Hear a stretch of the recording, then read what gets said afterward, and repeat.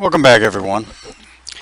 We are beginning Module 4, which in essence is the last. However, there will be a Module 5 folder which will deal with reports, and that will be held over the last week of this term. Module 4, we have now moving into the business writing. This particular video you're watching is an overall fact sheet for Module 4. A little overview of Module 4. Well, we've gone from critical thinking, we've gone to outlining, you've created an essay, and now you are going to get into what you paid the big bucks for, how to learn to write in a business format. What are the documents, how to write, and so on. So, there are three basic document formats that we are going to cover in this class. These are the primary formats that are typically used for written communication within the business world. The first is email. We all know how to use email. Some of you may have been using it as long as you can recall, but it is something, actually email is now the #1 form of communication within the business community. The second is memorandum. Unless you've been in the business world or have had an experience with the business world, you may not understand what this document is. Memorandums are hard copy documents that in many respects resemble an email, format, structure, so on. However, again, email obviously is electronic. Memos are hard copy. Memos are only used from an internal point of view of the company. You never send a memo to a customer or a supplier or anything of that nature. Email, open season for everyone. So we're going to look at both of these. Again, memos, while it is a hard copy document, it is still used quite a lot in the business sector. So we're going to learn how to actually create them and use them appropriately. The third basic document that business document we're going to look at is the letter.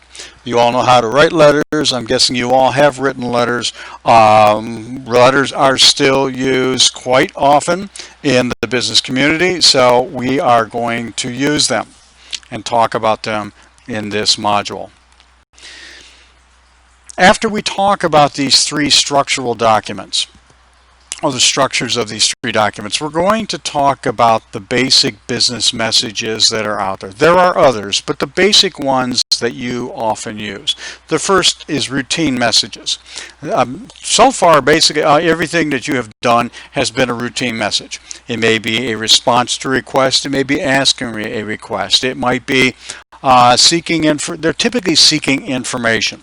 So I would say that the vast majority of the messages that you will write in the business community will be of a routine nature. Next, we will talk about negative messages. Well, unfortunately, all news is not good news in business. So there will be times when you will have to write to someone giving them some, quote, bad news. So we'll talk about how best to structure a negative message so that the message gets across, but you don't lose that customer. Finally, we're going to look at a little bit about persuasion. Persuasion, again, if you're into marketing, is a big thing, but you're always trying to get your point accepted, your opinion accepted. So we will spend a little bit of time on persuasion. Now, all three of these, routine, negative, and persuasive messages, can be used in emails, can be used in memorandum, can be used in letters. So we are going to hold off and talk about the messages after we talk about what the basic documents are. Okay. Finally, Module 4, because of the three or the unique documents and the discussion on the messages, I broke up Module 4 into 4 subsections. Each subsection, actually 3 subsections, my mistake. There are separate subsections. One that is now available is on email and memorandum. We are going to use that one first. This may take a few days, and we'll go from there.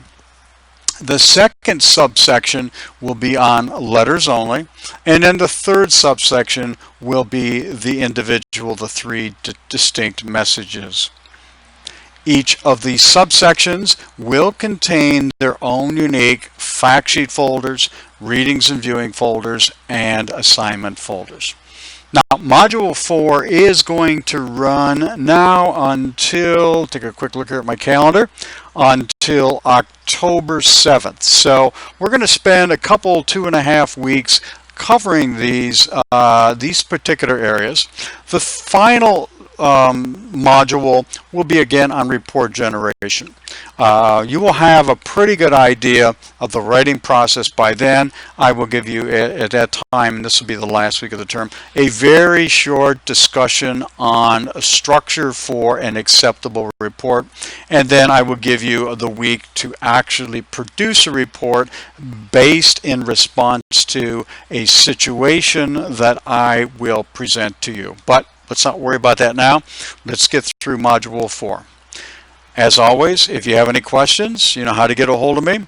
You can go now on to the module, go into Module 4 and take a look at the Module 4 subsection dealing with email and memorandum. Thank you. Talk to you later.